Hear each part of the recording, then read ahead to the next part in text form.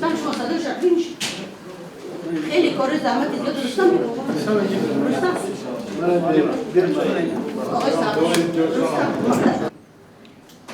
پنجره ها بستان عشق پدیدار نیست دیده بیدار هست دولت دیدار نیست. چند روز پیش ما دولت دیدار یکی از بزرگترین انسان‌های سیاره ما، یکی از بزرگترین فرزند آریایی، شاعر بزرگ ایران و تاجیکستان و افغانستان، استاد سیمین بهبهانی را از دست دادیم. اگر مرگ عالم مرگ عالم باشد، علم از شعر ابتدا میگیرد. من خیال میکنم که مرگ شاعر مثل استاد سیمین بهبهانی مرگ یک سیاره است. من خواهش میکردم که با یک سکوت پر از مهر و عشق و غم یک لحظه این بانوی نازنین آریای زمین به یاد بیاریم.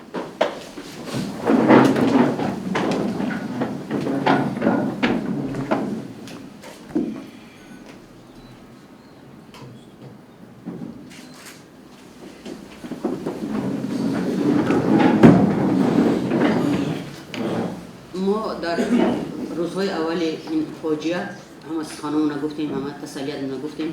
من بار دیگر همدردی عمیق خودم از همه دوستان، از مردم تاجیکستان و از هر کدام شما و مردم ایران برای این باخت بسیار گران، برای اهل عائله نازنین استاد سیمین بهبهانی، برای 3 فرزند ارجمند مادر دوست و ایران دوستش، علی جان، رضا جان، امید جان که هر کدومشون در زندگی بسیار موقعی بزرگ دارن.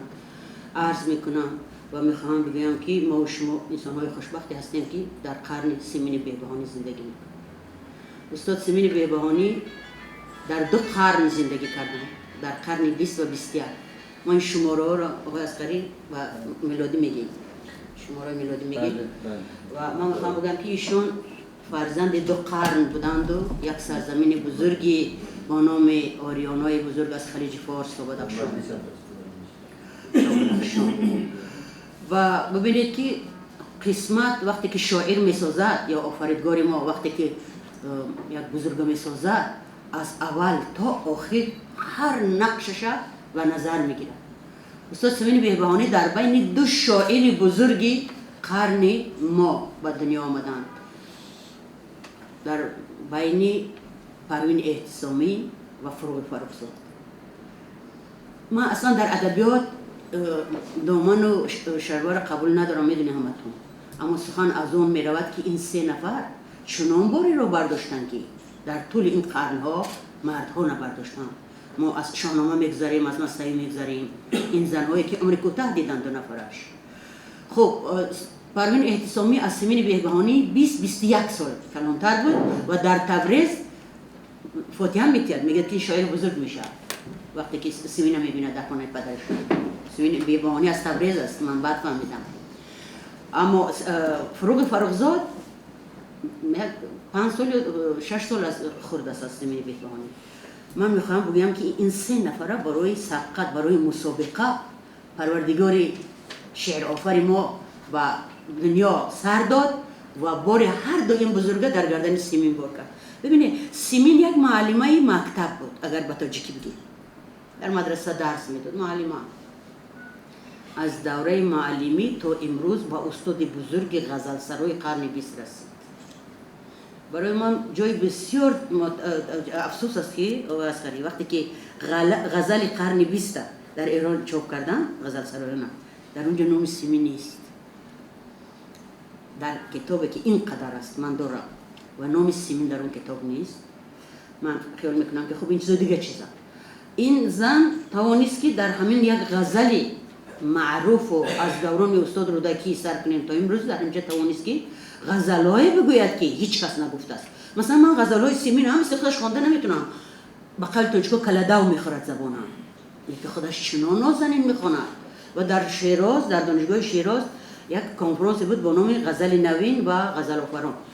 گفتن که استاد سیمین بهبهانی، خب خانم میگن در ایران استاد سیمین بهبهانی، خانم سیمین بهبهانی توانست که در غزل 40 شکل غزل نو وارد کنه. من گفتم 42 وقتی که سخنرانی داشتم گفتم چجور؟ گفتم 2 غزلی آخرینشه برای من با تلفن گفت، یکیش در خونش نوشتم، این شکل 42م غزل سیمین بهبهانی است. این 10 سال پیش بود. شما تصور کنید که چجور تونست که یک معلمه مکتب اینقدر خلاقی کنه. ما خیال میکنم که استاد سیمین بهبهانی عمر بسیار نازنین و با برکت زیبا دیدم. من شاعرایی که در بالای بالش قو سر میمونن و پاهاشون بالا میبردارن و خوشبختانه هم چیز میخورن، من اینا را خیال نمیکنم که شاعر باشم. شاعر به درد تولد نمیشد، مثل فرزند. شاعر باید درد بکشد و استاد سیمین بهبهانی از شاعری درد و شادی و عشق بود. یک سخنش هیچ فراموش نمیکنم، گفت که وقتی که ما را دوست نمیدارن ما باید خودمون دوست بداریم. من باوری ندارم که سیمین دوست نمیدارم. حتی استاد سیمین بهبهانی روزنامه روسی ما آزیاپولیوس که یک میدونی چه روزنامه است که همیشه هدف خودش دارد و هدفی که باید چیزی به او بیاره، در مرگ استاد سیمین بهبهانی تسلیت داد و یک مواد چاپ کرد. یعنی که استاد سیمین بهبهانی رو در تاجیکستان خیلی دوست می‌داشتن و دوست خواهند داشت.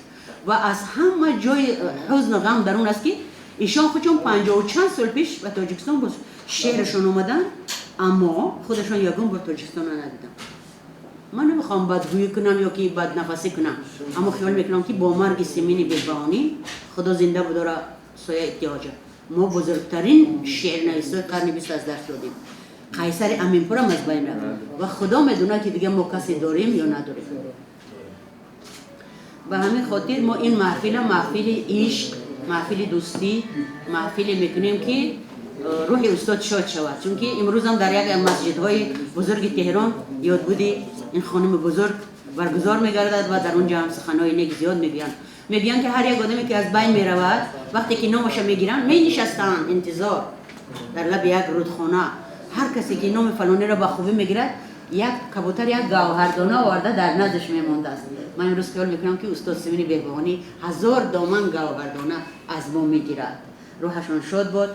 از اتحادیه نویسنده‌های تاجیکستان، از مجلس صدای شرق هم خیلی تشکر میکنم، همچون فرزند، همچون شاگرد سیمین بهبهانی که همین محفل دوستگانی را برای ما فراهم آوردن. من خیلی خواهش میکردم که جناب آقای شما عسکری، ما نمیتونم که شما صاحب سیمین هستید و همه ما گپ زنیم، شما اولین شده. خواهش میکنم که آقای عسکری چند سخنی بگن. خواهش میکنم. خیلی ممنون خانم دکتر.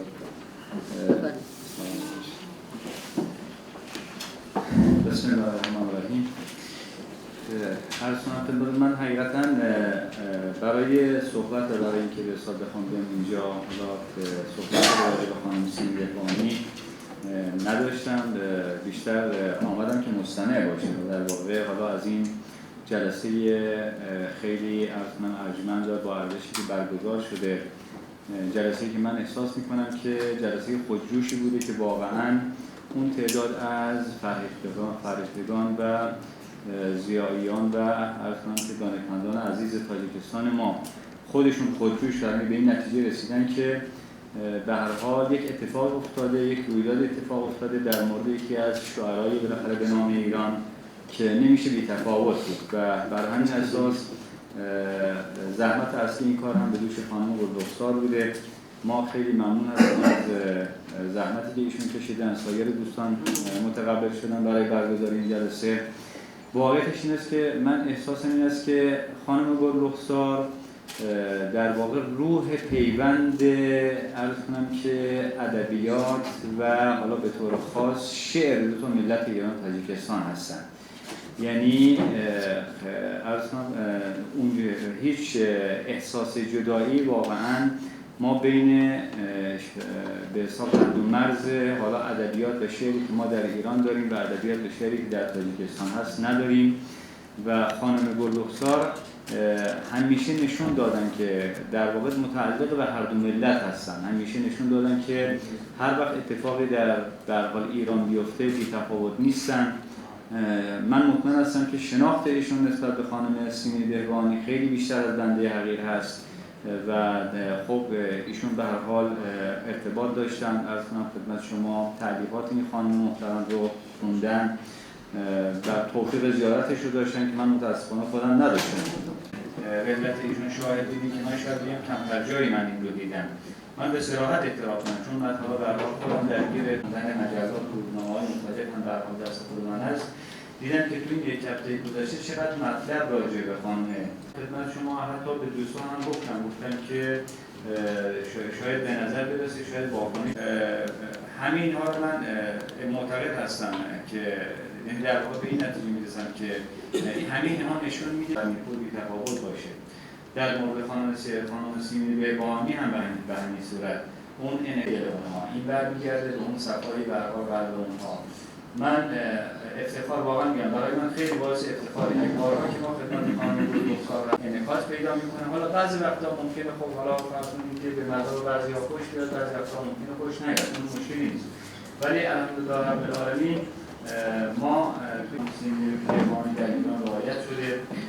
از کنم که در مراسم تدفین و تشییعشون بهترین وجه مفاخر و جزء میشه گفت که در واقع گنجینه هایی هستن که به هر دو ملت ایران و تاجیکستان تعلق داره و در قبال تحولاتی که نسبت به وضعیت زندگی شوهرامون بوده نسبت به تاریخ شوهرامون بوده بی تفاوت نبودیم. همیشه مراسممون مشترک بوده، بزرگداشت به حساب مشاهیر خودمون رو هر دو ملت هر دو کشور دنبال منافع مشترک هستن. بالاتر از اون در بخش به حساب فرهنگی و در بخش علمی و ادبی هست که دیگه نزدیک عرفه جشن استقلال تاجیکستان ما می‌خواستیم که استاد سیمینی بهبهانی در پهلوی ما نشسته باشد، اما قسمت سرنوشت کار خودش دارد و گرد خودش دارد. اما ما خیال می‌کنیم که این هم یکی از ثمره و میوه استقلال است که ما میتونیم که 20 سال پیش اگر درباره ایران صحبت می‌کردیم می‌گفتن در کجاست. وقتی که بار اول من آمدم به تهران استاد سیمینی بهبهانی را دیدم در سرشون رمال سیاه داشتن، روسری سیاه داشتن. من گفتم کمال هم را بودیم گفتن که اخوان از عالم گذشت و من تا مردن ما امکان داشته باشم روسری سیاه ما سرم بر نمیدارم. یک جوان یک بسیار خوشروی بودن و آخر همیشه خوشرو همیشه چون که در یک خاندان بسیار اشراف زاده نازنین خوشسخن تولد شدن. از سر و لباس سر کرده تا رفتار تا خوراک‌پزی همه چیزشون برای ما آموزنده بود. اما ما میگیم که این روز این فیضی استقلال است که ما میتونیم که یک عزیز دل خودمون رو که از دست دادیم امروز در اینجا یاد کنیم. و بسیار شما بسیار خیلی خوب گفتید و در مسئله اون که مثلا تسلیت میکنن در تاجیکستان، اما وقتی که رئیس شاعرای ایران خانم فاطمه راکعی برای ما برکه فرستاند و ما را تسلیت داد، برای سیمینی بهبهانی جای گریه است. از اون طرف ملت تاجیک تسلیت دادن از ایران. یا که دوستای گیلانی ما 4 نفر کارمندای تکنیکی از اینجا آمدن برای تسلیت گفتن. من کافتم در این اتحاد نویسنده پیدا کردن در دفترم و 4 ساعت نشستیم ما از سیمینی بهبهانی شعر خواندم، از سیمین و از اخوان و از شاملو و شعر خواندم. من خیال میکنم که وقت از این زیاد نمیشه. این خوشبختی ما هست که پیوند ما حتی وقتی که کنده میشود با سخت‌تر پیوند میشه. من میخواستم که ما همراه کمال جان بار اول کشف کردیم ایران، وقتی برده بودیم دوستامون همراه رفته بودیم در صحبت استاد سیمینی بهبهانی بودن. حاضر شاعر خلق تاجیکستان کمال نصرالله صحبت دارن. تا سحر نمیمونه. اما ما میبینیم که این درخت فرهنگی همیشه شکوفان است، همیشه دامن پر از نور دارد و همچنین خواهد ماند. قدرت سخن و شعر همین است.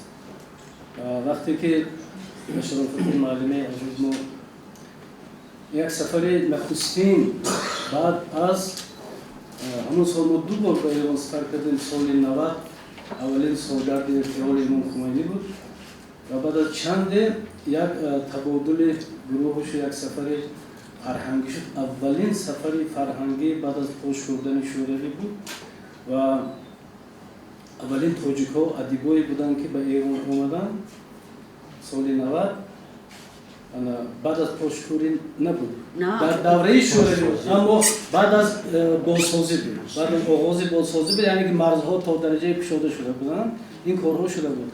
و در اون سفر وقتی که معلمان این تشبس معلم درست‌ها بود که بنیاد فرهنگ تاجیکستان با کتابخانه ملی همکاری در فرودگاه سیروسی توباز و هر چندین نفر آمدن و اولین بایتی که من شنیدم همین سیروسی توباز برابری به فرودگاه فرمودن اولین بایت ها همین بود که بویجوی مولیان باید همین یاد یاری مهربان باید همین اولین و اون قدر محبت و صمیمیت در این سفر بود که بعد از سفر پیشینه که ما گمان کردیم که در ایران دیگر مثلا همه سیاه‌پوشند و شعر باور میکنید اونقدر ما دیدیم که شکوفایی ادبیات و هنر در اون صحبت ما که در خانه سیروسی توباز بود در اونجا از استاد دولت آبادی تا استاد سیمین بهترین شخصیت‌هایی که همون وقت بودن حضور داشتن استادان سخنی امین معاصر فارسی زبان بهترین هنرمندان اونجا حضور داشتن و حتی باید که گوش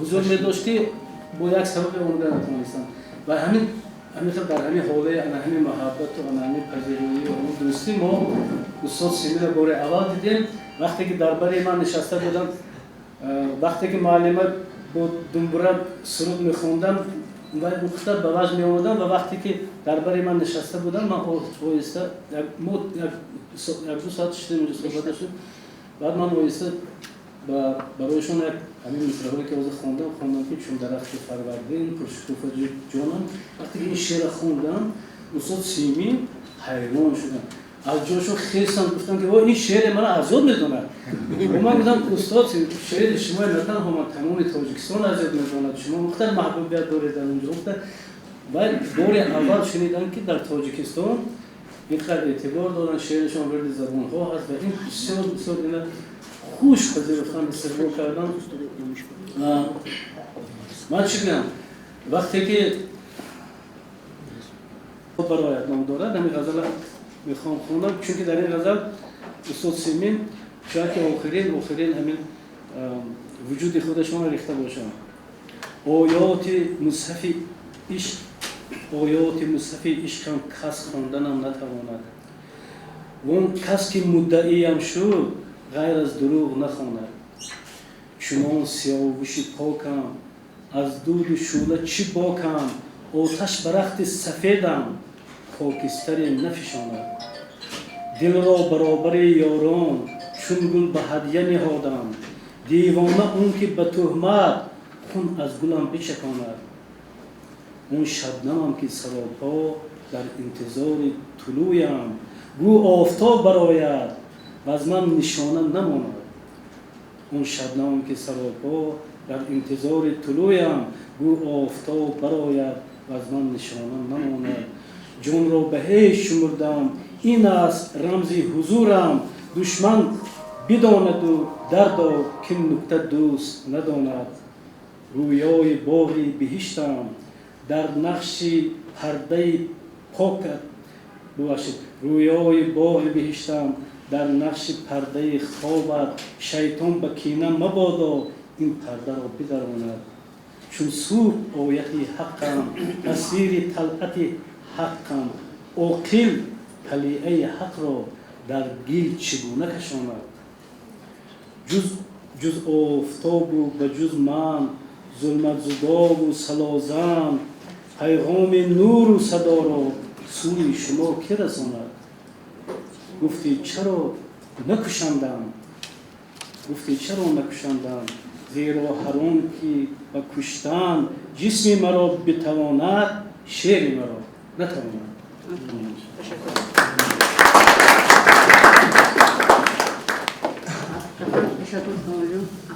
حقیقتا در این چیزهای مثلا کم اهمیت خوب نشناختیم خب دیگه اونا هم فرصت جاویدانه دارن و ملت هم فرصت جاویدانه دارد که دختری بزرگ خودش شناسد مثلا هم تو سخن میگفتن خیلی قربونت برم اومدی خوب اومدی تا چقدر قشنگی ها من استاد گفتی نمیبینی کو گفت که من قشنگی میبینم وقتای آخر اصلا خیلی کم میدیدن چشمشون نمیدیدم بعد من گفتم که گفت که من گلرخسار از یک چیز خیلی غمگینم نه برای که مثلا فلانی رو نمیبینم اکوش نبینمش مثلا یک سه نفر رو نمیبینم بعد گفت آخه گلا رو نمیبینم چه گل پرور و گل چین و گل کار بود گلا رو نمیبینم بعد رانندگی کردن نمیدونم تا آخرین لحظه زندگیشون رانندگی میکردن، تا آخرین لحظه زندگیشون کوهگردی میکردن، همون لباس اسپورتی رو میپوشیدن میرفتن کوه. اما در بسیار شعرهایی که خوندیم و دیدیم و حیرتی شدیم، چیزایی که در استاد سیمین دیدم ندیدم. مثلا در محبت تکیه کردم همچون نیلوفر برا. از همه جا من خستم رفتم باغ بوتانیکی، اما باغ ملی، باغ ایران. رفتم دیدم که حقیقتا نیلوفر در آب برا تکیه کرده ایستاد. اگر آب نباشد اگر نیلوفر می‌غلطه. ببینید چقدر شاعر بودن در کار، چقدر چشم دل داشتن در کار که در محبت در همچون نیلوفر بر آب تکیه کنی. من خیال میکنم که این شاعر بزرگ، این شاعر بزرگ ما رو خیلی حیرت میگذارد. در اینجا دوستای بسیاری دارم که هم میخوان شعر بخونن. من میخواستم امروز از شعرهای سیمین یاد کنیم. سیمین بسیاری رو میشناختم، خونه‌ش هم رفته بودم. من مثلا نمیدونم چند دفعه رفتم، چقدر ضیافت دادن، چقدر دسته‌های هنری زنانه و مردانه را برای ما آوردن، برای دوستای تاجیکشون. اما من میخواستم امروز از شعر سیمین یاد کنیم. اینجا دوستی ارجمند ما پروفسور عمر سفر که شعرهایشون خوندن و جانبی که اسراریان گفتن که در رادیوی تاجیک هم خیلی مفصل این در صدا داد. ما میخواستم که ایشون مدیر کافدره زبان فارسی عمر؟ عمر جان؟ خب بفرمایید. جراها بستن هیچ پدیدار نیست، دیده بیدار هست، دولتی بیدار نیست. یار چه بسیار دل سریاری نداشت، دل سریاری گریف لیک دیگر یار نیست. روی پریوار بود آینه اما نبود، آینه اکنون که هست روی پریوار نیست. محفل امروز محفل یادبود شاعری بزرگ ما سیمینی بهبانی یک سبب شد که باز ما از شخصیت‌های دیگر یاد کنیم، شخصیت‌هایی که در چهاردیواری دانشگاه سالها پیش برای نخستین بار ما را به شعر و حرف و هجای سیمینی بهبانی آشنا کردند. یکی از آن بزرگمردان زنده‌یاد فیضعلی نجمانوف می‌باشد که سالهای طولانی از ادبیات فارسی و خاصتاً از ادبیات معاصر ایران برای دانشجویان تاجیک درس می‌گفت و در ردیف شاعران معاصر ایران سیمینی بهبانی نیز وارد یا شامل برنامه‌های تعلیمی دانشگاه گشته بود. با جز این شخصانی که فکر میکنم در معرفی و در دامنه دادن به شعر سیمینی بهبانی خدمت کردن هنرمندان ما هستند که یکی از آنها ظفر ناظمی باشد که چند غزل زیبایی را از سیمینی بهبانی برای ما سروده و خوانده است.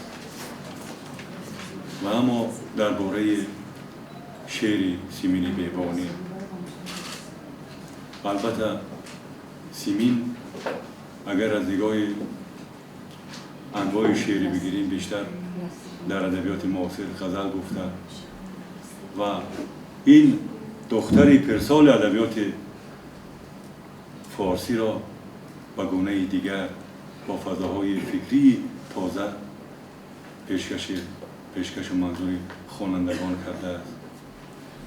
در نوشته هایش سیمینی بهبانی از پروین یاد میکند، از نخستین ملاقاتی که با پروین داشت.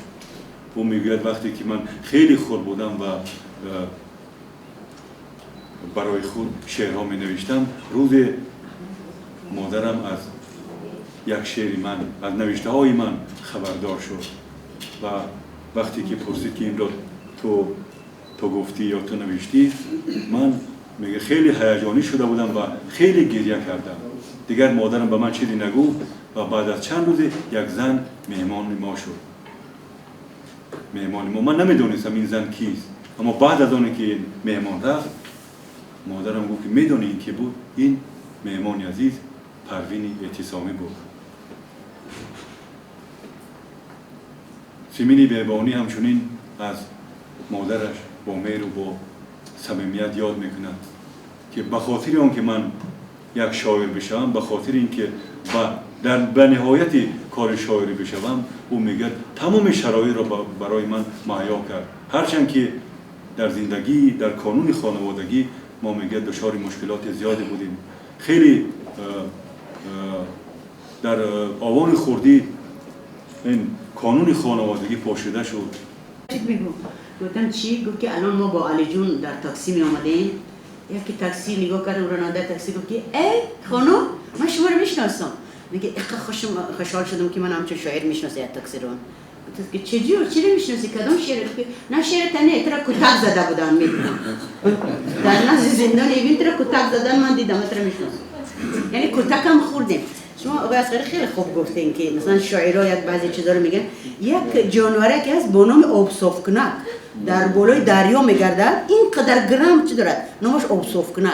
ما شاعرها آبصافکنک‌های جمعیتی. اما از همه زیاد آبصافکنک استاد سیمین بهبانی بودن. عجیب و غریب.